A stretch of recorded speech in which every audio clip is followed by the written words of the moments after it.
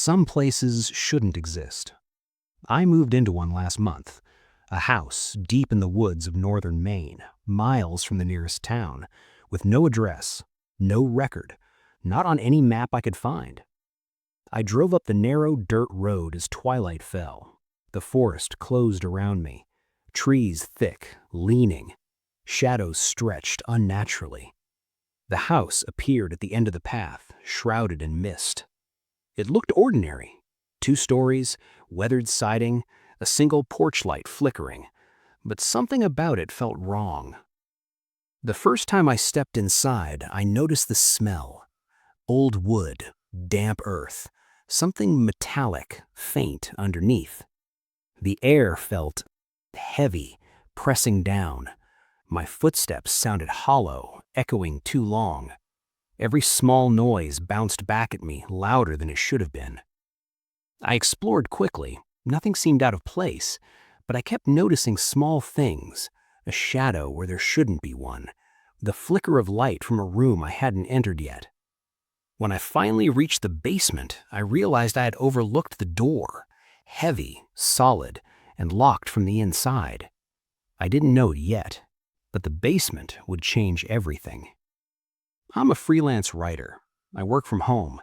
Solitude is part of the job. I thought a remote house would be perfect, quiet, secluded, inspiration in the woods. The house seemed ideal at first. A big kitchen, wooden floors, high ceilings. I unpacked boxes, set up my office, and settled in. The sun filtered through dusty windows, casting long shadows across the rooms. Evenings were strange. The forest was silent, too silent. Birds didn't sing, no insects, only the occasional crack of a branch or distant animal.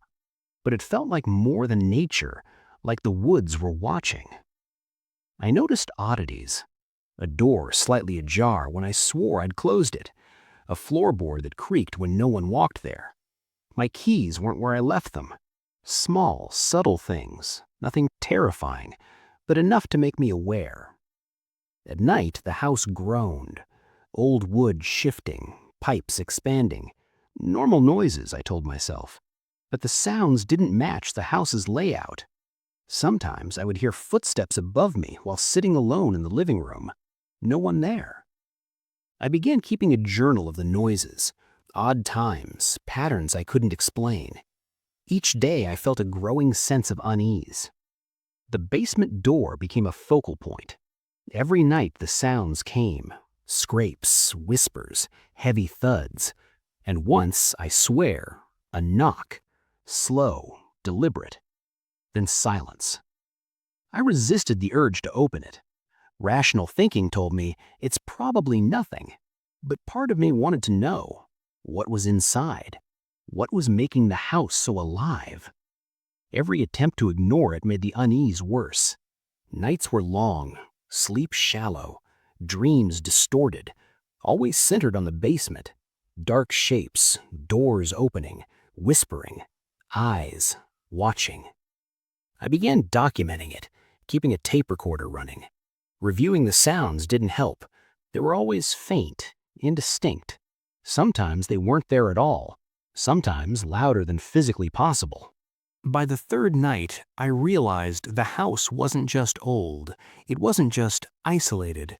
Something lived inside it, something aware, and it didn't want to be disturbed.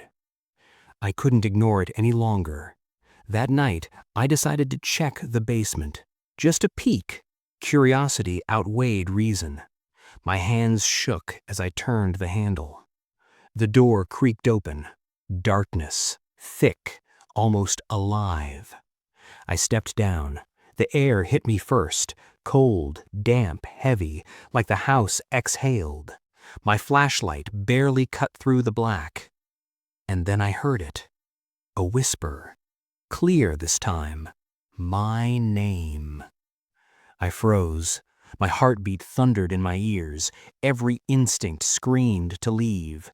I wanted to run, but my legs refused. Something moved to the corner of my eye.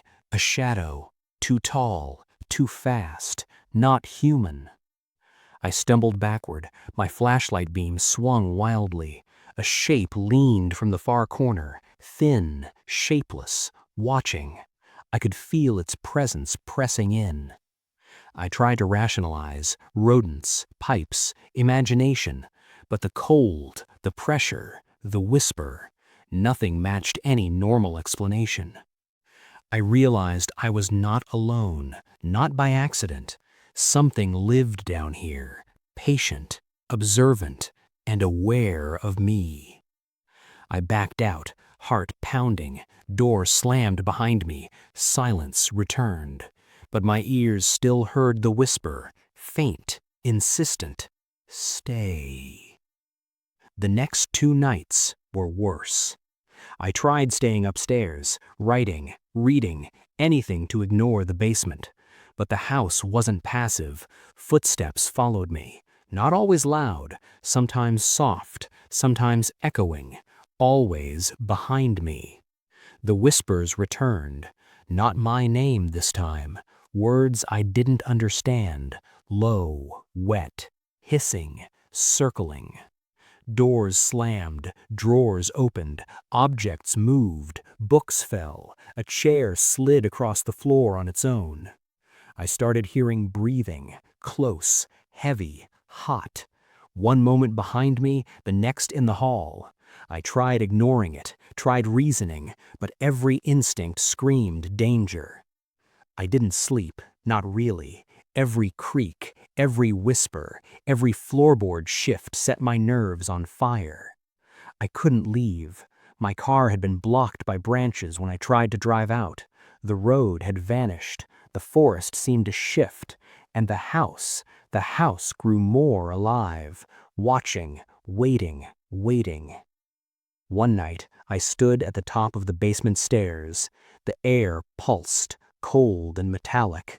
Something stirred below, scraping, dragging, waiting.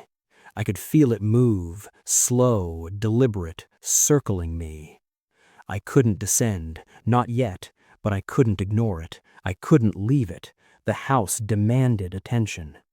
I tried documenting everything, tape recorder, video camera. Footage only showed empty hallways.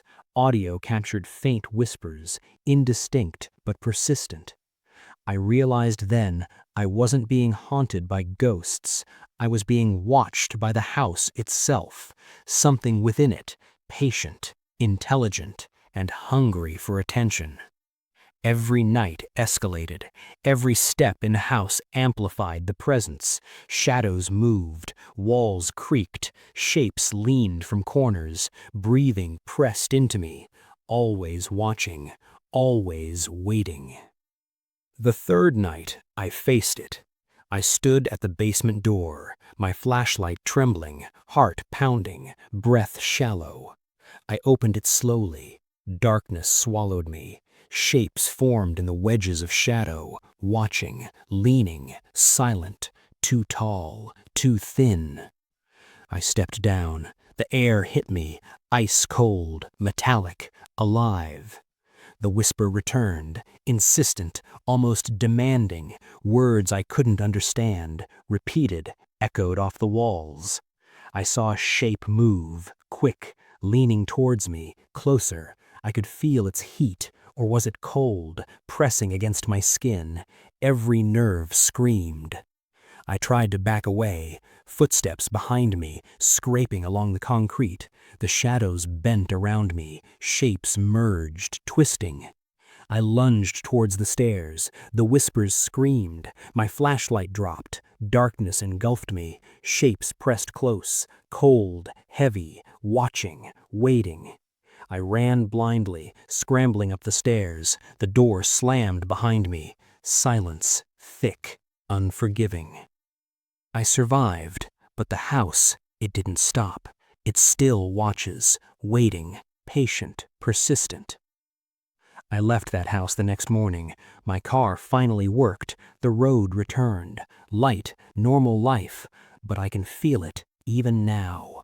Shadows at the edges of my vision, whispering in quiet moments. The basement, waiting, patient, intelligent. I survived, but I am not safe. Not really. Some houses shouldn't exist. Some doors shouldn't be opened. If you ever find a home off any map, don't move in. Don't go down to the basement. If you were trapped in this place, would you survive? And if you want more true feeling horror stories, like and subscribe, but don't get too comfortable.